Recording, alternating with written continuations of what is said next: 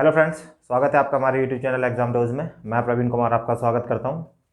तो हम last video में हमने प्रेसिडेंट ऑफ इंडिया को पढ़ा था और उसके जितने भी इम्पोर्टेंट आर्टिकल्स थे या फिर उससे रिलेटेड फैक्ट्स थे वो सारे हमने वीडियोज़ के माध्यम से देखे थे। तो आज हम भारतीय उपराष्ट्रपति अर्थात वाइस प्रेसिडेंट ऑफ इंडिया शुरू करने जा रहे हैं। तो इन कुछ बिंदुओं के माध्यम से हम भारत के उपराष्ट्रपति को पढ़ेंगे और इनसे जितने भी ऑब्जेक्टिव क्वेश्चंस बन सकते हैं या आज तक बने हैं वो हम इनसे कवर करेंगे और इस तरह से पढ़ेंगे कि कोई भी प्रश्न आपका ना छूटे। तो चलिए दोस्तों शुरू करते हैं भारत का उपराष्ट्रपति। तो हमने देखा था कि अनुच्छेद 52 से लेके अनुच्छेद 52 से लेके 62 10 अनुच्छेद जो थे वो भारतीय राष्ट्रपति के थे। तो जहाँ पर राष्ट्रपति खत्म होता है उसी के बाद क्या शुरू हो जाता है, उपराष्ट्रपति शुरू हो जाता है। अगर बात की जाए उपराष्ट्रपति के पद की तो राष्ट्रपति के बाद जो सबसे बड़ा संवैधानिक पद है वह उपराष्ट्रपति का माना जाता है। तो अगर बात की जाए उपराष्ट्रपति का पद कहाँ से लिया गया है तो भारतीय संविधान में यह उपराष्ट्रपति का पद यूएसए से लिया गया है। तो यूएसए से उपराष्ट्रपति का पद लिया गया है। तो अब बात करते हैं उपराष्ट्रपति में अनुच्छेद 63। तो जो भारतीय संविधान का आर्टिकल 63 है वह कहता है कि भारत का क्या होगा, एक उपराष्ट्रपति होगा। तो अनुच्छेद 63 में सिर्फ उपराष्ट्रपति पद की बात की है कि भारत का एक उपराष्ट्रपति होगा। अब बात करें आर्टिकल 64 की। तो आर्टिकल 64 में बताया गया है कि जो उपराष्ट्रपति होगा, जो भारत का उपराष्ट्रपति होगा वह क्या होगा, राज्यसभा का पदेन सभापति होगा। तो उपराष्ट्रपति राज्यसभा का क्या होगा, पदेन सभापति होगा। तो हमने देखा भारतीय संविधान का अनुच्छेद 63। तो 63 में क्या बताया गया है कि भारत का एक उपराष्ट्रपति होगा। देन 64 में यह बताया गया कि उपराष्ट्रपति होगा तो वह क्या होगा, वह भारत का क्या होगा, राज्यसभा का क्या होगा, पदेन सभापति होगा। अगर बात की जाए भारतीय संविधान के अनुच्छेद 65 की तो अनुच्छेद 65 में यह बताया गया है कि जो वाइस प्रेसिडेंट ऑफ इंडिया होगा वो एक्टिंग प्रेसिडेंट की तरह कार्य करेगा।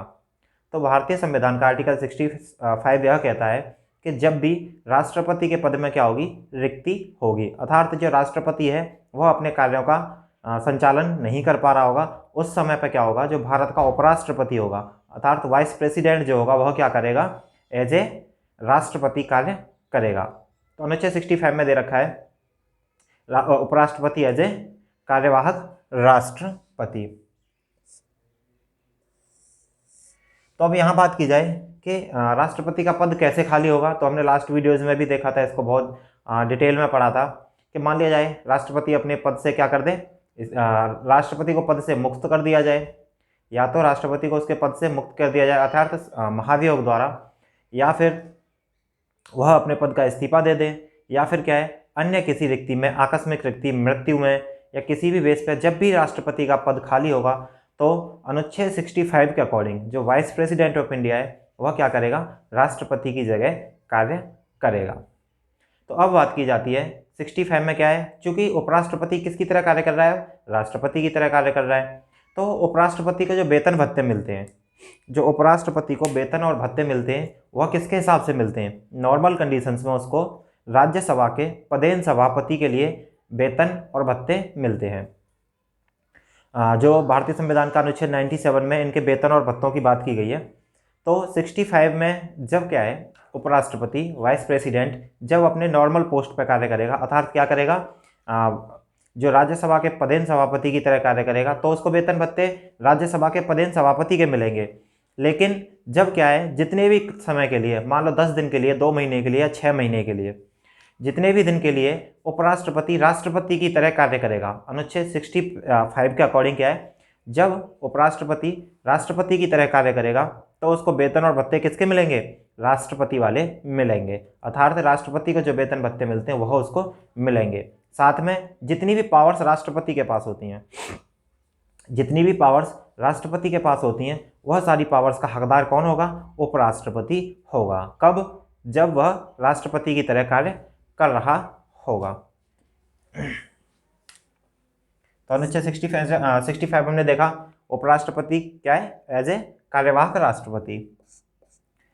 अब क्या हो गया, अब बात करें कि उपराष्ट्रपति का निर्वाचन कैसे होगा। तो अगर हम बात करें उपराष्ट्रपति के निर्वाचन के लिए, तो हम इनको राष्ट्रपति के निर्वाचन से और उपराष्ट्रपति का निर्वाचन दोनों को कंपेयर करके पढ़ेंगे, जिससे कि याद रखना बहुत आसान हो जाएगा। तो अगर बात की जाए उपराष्ट्रपति के निर्वाचन की, तो उपराष्ट्रपति के निर्वाचन में चूंकि यह जो राज्यसभा है उसका पदेन सभापति होता है, तो उपराष्ट्रपति का जो निर्वाचन है उसमें केवल संसद के दोनों सदन भाग लेते हैं। तो सबसे पहली बात की जाए तो इनके निर्वाचन में, वाइस प्रेसिडेंट के निर्वाचन में कौन, संसद के दोनों सदन भाग लेते हैं। तो संसद के दोनों सदनों में कौन आएगा, लोकसभा और राज्यसभा, लोकसभा और राज्यसभा। तो अब यहाँ कंफ्यूजन ये होता है कि जिस हिसाब से जो राष्ट्रपति था उसके निर्वाचन में कौन कौन भाग लेता था, संसद के दोनों सदन भाग लेते थे, और राज्य की जो विधानसभा थी उनके सदस्य भाग लेते थे, और प्लस में क्या रहते थे, दिल्ली और पौंडीचेरी के। लेकिन यहाँ क्या है, जब वाइस प्रेसिडेंट की बात की जाएगी तो यहाँ पे संसद के केवल दोनों सदन भाग लेंगे, लोकसभा लेगी और राज्यसभा लेगी। तो पहली बात तो इसमें राज्यों का कोई भी प्रतिनिधित्व नहीं होता है। दूसरी बात की जाए इन दोनों के निर्वाचन में अंतर जो है, जो राष्ट्रपति था, चूंकि राष्ट्रपति क्या करता है, कुछ मेंबर्स को मनोनीत करता है, तो वह मनोनीत मेंबर्स भाग नहीं लेते थे। लेकिन वाइस प्रेसिडेंट तो किसी को मनोनीत नहीं करता है, किसी को नॉमिनेट नहीं करता है। तो इसलिए लोकसभा और राज्यसभा दोनों के सारे मेंबर्स, लोकसभा और राज्यसभा के सभी मेंबर्स क्या लेंगे, इसमें भाग लेंगे। तो यहाँ इसको आसानी से याद रखा जा सकता है, जहाँ राष्ट्रपति के चुनाव में जो नॉमिनेटेड पर्सन्स थे वह क्या नहीं लेते थे, नॉमिनेटेड मेंबर्स भाग नहीं लेते थे, लेकिन वाइस प्रेसिडेंट के में वह भाग लेंगे। अर्थात जितने भी मेंबर्स होंगे लोकसभा और राज्यसभा के, वो सभी क्या करेंगे, भाग लेंगे, पार्टिसिपेट करेंगे, अर्थात वोट डालेंगे। तो अगर बात की जाए उपराष्ट्रपति के निर्वाचक मंडल की, तो निर्वाचक मंडल किन किन से मिलकर बना होगा, लोकसभा और राज्यसभा के सभी सदस्यों द्वारा। तो अनुच्छेद 66 में जो उपराष्ट्रपति है उसकी पद्धति भी दी गई है कि उसके निर्वाचन की पद्धति कैसी होगी। तो यह पद्धति सेम है, अनुपातिक प्रतिनिधित्व होगा।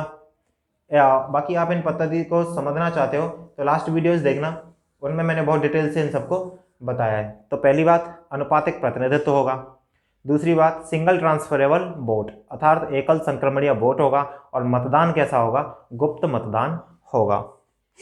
तो अगर बात की जाए अनुच्छेद 66, तो अनुच्छेद 66 में उपराष्ट्रपति का निर्वाचन दिया है और उसकी पद्धति के बारे में बताया गया है। तो यहाँ पे क्या है, लोकसभा और राज्यसभा के सभी सदस्य भाग लेंगे। साथ में बात की जाए जिस हिसाब से उपराष्ट्रपति के पद के लिए, अर्थात कैसे उपराष्ट्रपति के पद के लिए जब खड़ा होना है, चुनाव के लिए खड़ा होना है, तो यहाँ पे क्या है, कम से कम उसको अपने 20 प्रस्तावक चाहिए और 20 क्या चाहिए, अनुमोदक चाहिए। अर्थात 20 मेंबर्स उनके चुनाव लड़ने के लिए प्रस्तावक हों और 20 ही क्या हों, अनुमोदक हों, तो उपराष्ट्रपति के लिए चुनाव के लिए वह खड़ा हो सकता है। अगर राष्ट्रपति के चुनाव की बात की जाए तो वहाँ पे 50 प्रस्तावक चाहिए होते हैं और 50 ही अनुमोदक पर्सन्स या मेंबर्स चाहिए होते हैं। तो और उपराष्ट्रपति के लिए कितने, 20 प्रस्तावक और 20 अनुमोदक, और राष्ट्रपति के लिए 50 प्रस्तावक और 50 अनुमोदक। बात की जाए जमानत राशि की, तो इनकी जमानत राशि 15,000 रुपये जमानत राशि होती है निर्वाचन में खड़े होने की। अब जो अनुच्छेद 66 है, तो अनुच्छेद 66 में क्या है, राष्ट्रपति के निर्वाचन की बात की गई है। तो यहीं पे क्या है कि निर्वाचन के लिए उसके लिए क्वालिफिकेशंस क्या होंगी, अर्थात उसके लिए पात्रता क्या होगी, जो व्यक्ति उपराष्ट्रपति के पद के लिए चुनाव लड़ रहा है। तो यहाँ अगर बात की जाए कि कौन व्यक्ति उपराष्ट्रपति के पद के लिए चुनाव लड़ सकता है, तो वह सबसे पहले तो भारत का नागरिक होना चाहिए, भारत का नागरिक होना चाहिए। तो भारत का नागरिक सबसे पहले। दूसरी बात, एज जो है 35 ईयर्स एज होनी चाहिए। एज कितनी होनी चाहिए, 35 ईयर्स एज होनी चाहिए। और तीसरी बात की जाए तो वह किसी लाभ के पद पर ना हो, दिवालिया ना हो, पागल ना हो।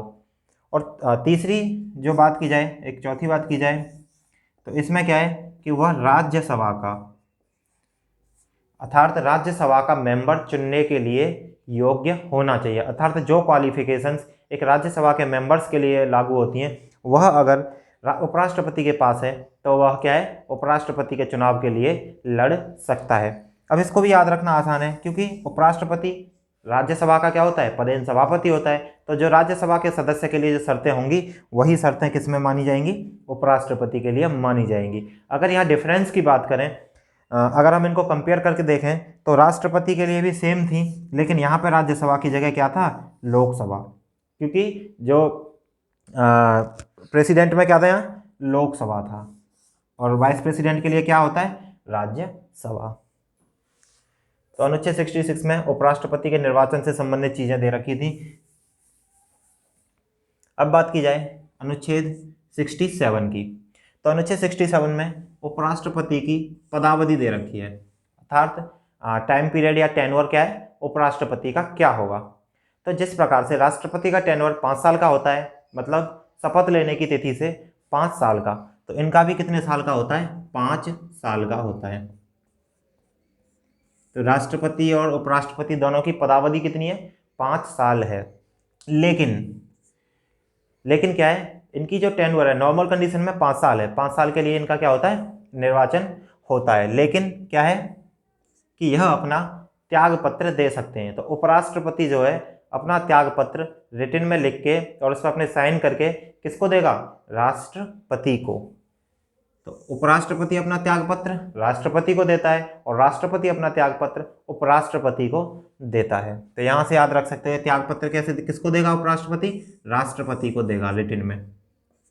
दूसरी चीज है, इनकी कार्यकाल 5 साल है, लेकिन इनको क्या है, इनके पद से हटाया जा सकता है। जिस प्रकार से राष्ट्रपति को हटाने के लिए इम्पीचमेंट शब्द था, महाभियोग था, सिर्फ भारतीय संविधान में राष्ट्रपति का पद ऐसा है जिसके लिए क्या है, महाभियोग शब्द का प्रयोग किया गया है।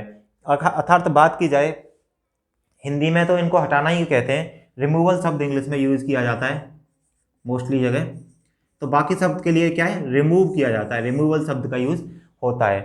सिर्फ राष्ट्रपति के लिए क्या होता है, इम्पीचमेंट। तो इनका अगर रिमूवल की प्रोसेस की बात करें तो इनका रिमूवल नॉर्मल जिस तरह से, क्योंकि उपराष्ट्रपति क्या है, उपराष्ट्रपति जो होता है वह क्या होता है, राज्यसभा का पदेन सभापति होता है। तो इसका प्रस्ताव कहाँ लाया जाएगा, क्योंकि उपराष्ट्रपति mostly related to the Rajya Sabha, तो इसका प्रस्ताव कहाँ लाया जाएगा, राज्यसभा में ही लाया जाएगा। तो राज्यसभा में क्या है, जब राज्यसभा का बहुमत, राज्यसभा के जो सदस्य हैं उनके बहुमत क्या कर दे, एक प्रस्ताव पारित करे कि इनके ऊपर क्या है, इनको हटाया जाएगा, उपराष्ट्रपति को मतलब हटाया जाए। तो फिर क्या है, 14 दिन पूर्व इसके लिए कुछ शर्तें हैं किस तरह से हटाया जाएगा, कि कम से कम 14 दिन पूर्व यह सूचना उपराष्ट्रपति को देनी होगी कि 14 दिन पूर्व हटाए जाने से। और इसका प्रस्ताव कहाँ लाया जाएगा, तो प्रस्ताव लाया जाएगा, यहाँ देखते हैं, तो प्रस्ताव लाया जाएगा राज्यसभा में। अगर हटाने की बात करें तो प्रस्ताव कहाँ लाया जाएगा, राज्यसभा में। जब राज्यसभा में प्रस्ताव लाया गया और यह प्रस्ताव क्या है, राज्यसभा के बहुमत ने पास कर दिया कि इनको हटाना है, और फिर यह कहाँ जाएगा, राज्यसभा से जब पास हो जाएगा तो यह लोकसभा में जाएगा, लोकसभा में जाएगा, और लोकसभा क्या करेगी, इसको साधारण बहुमत से क्या कर दे, अगर पास कर ले या मान ले, तो उसके बाद क्या है, इसको राष्ट्रपति क्या है, अपने हस्ताक्षर द्वारा क्या कर देते हैं, राष्ट्रपति जब लास्ट में ये लोकसभा से ही पास हो जाता है तो इनको क्या है, राष्ट्रपति द्वारा उपराष्ट्रपति को हटा दिया जाता है। लेकिन यहाँ पे अगर कुछ कंपेयर करें तो जहाँ जिस हिसाब से राष्ट्रपति को हटाने के लिए कुछ चीज़ें दे रखी थी, उसमें यह बता रखा था कि या तो राष्ट्रपति क्या करे, संविधान का उल्लंघन करे, या फिर साबित कदाचार। तो साबित कदाचार के असमर्थ था या साबित असमर्थ था या साबित कदाचार के बेस पे क्या है, राष्ट्रपति को हटाया जाता है। लेकिन अगर उपराष्ट्रपति को हटाने के आधारों की बात करें तो इसमें उपराष्ट्रपति को हटाने के आधारों के लिए कहीं भी चर्चा नहीं की गई है। तो उपराष्ट्रपति को हटाने के आधार की चर्चा नहीं की गई है। अगर हटाना होगा तो कैसे हटाएंगे, राज्यसभा जब अपने बहुमत से क्या लाएगी, प्रस्ताव लाएगी, देन फिर लोकसभा में यह प्रस्ताव जाएगा जो साधारण बहुमत से पास कर दिया जाएगा, उसके बाद राष्ट्रपति इनको हटा देंगे। और साथ में यह प्रस्ताव क्या है, 14 दिन पूर्व उपराष्ट्रपति को बताना पड़ेगा। लेकिन अगर बात करें कि उपराष्ट्रपति जब उनका पूरा 5 साल का कार्यकाल संपूर्ण हो जाता है, अर्थात इनका कार्यकाल 5 साल का है, लेकिन जब 5 साल पूरे हो जाएं और नए जो उपराष्ट्रपति हैं नए जो उपराष्ट्रपति हैं उनका अभी चुनाव नहीं हुआ है। तो ऐसे में क्या है, जब तक नया उपराष्ट्रपति माफ़ कीजिएगा, जब तक नया उपराष्ट्रपति अपने पद की शपथ नहीं लेता है तब तक क्या है, जो उपराष्ट्रपति हैं वह अपने पद पर बने रहेंगे। अर्थात 5 साल कंप्लीट हो जाने के बाद भी वह तब तक अपनी पोस्ट पर बना रहेगा, तब तक क्या है कि नए उपराष्ट्रपति का निर्वाचन नहीं हो जाता है। तो अगर हम यहाँ पे दो चीज़ों को देखें कि उपराष्ट्रपति को लेके विवाद उत्पन्न हो जाता है कि उपराष्ट्रपति भारत में निर्वाचित होता है या फिर क्या है, इसको नियुक्त किया जाता है। तो इसको समझने के लिए थोड़ा सा यहाँ देखते हैं। अगर बात की जाए उपराष्ट्रपति की, तो उपराष्ट्रपति क्या होता है, निर्वाचित होता है। उपराष्ट्रपति क्या होता है, निर्वाचित होता है। और निर्वाचित तो आपने देखा था, इसमें वोट डालते हैं, कौन डालते हैं, अप्रत्यक्ष, और क्या है इसमें अप्रत्यक्ष वोटिंग होती है, मतलब डायरेक्ट नहीं चुनते हम, यह अप्रत्यक्ष रूप से चुना जाता है। तो उपराष्ट्रपति का तो निर्वाचन होता है, लेकिन अगर बात की जाए राज्यसभा का सभापति, राज्यसभा का पदेन सभापति, तो अगर राज्यसभा का पदेन सभापति की बात की जाए तो जो राज्यसभा का पदेन सभापति होता है वह उपराष्ट्रपति होता है। और कोई पद है, तो यह पद है, इसको जब यह पद दिया जाता है, चूंकि यह उपराष्ट्रपति है और उपराष्ट्रपति ही राज्यसभा का पदेन सभापति होता है, तो ऐसे में क्या है, जब इस पद के लिए ये नियुक्त किया जाता है। आपने देखा होगा, आप किसी भी एग्जाम को पास करते हो तो आपको नियुक्ति पत्र मिलता है, अपॉइंटमेंट लेटर मिलता है, अर्थात आप किसी पद पर जा रहे हो तो उसमें आपको क्या माना जाता है कि आपको इस पद के लिए नियुक्त किया गया है, अपॉइंट किया गया है। तो इसी प्रकार से अगर बात की जाए राज्यसभा का पदेन सभापति, तो राज्यसभा का पदेन सभापति क्या होता है, अपॉइंट होता है, और उपराष्ट्रपति क्या होता है, इलेक्टेड होता है, अर्थात निर्वाचित होता है। तो इन दोनों बिंदुओं को याद रखेंगे। अगर पूछा जाए कि राज्यसभा का पदेन सभापति होता तो वह उपराष्ट्रपति है, लेकिन वह क्या होता है, नियुक्त होता है, क्योंकि वह किसी पद को पा रहा है। और अगर बात की जाए उपराष्ट्रपति की, तो उपराष्ट्रपति का निर्वाचन होता है।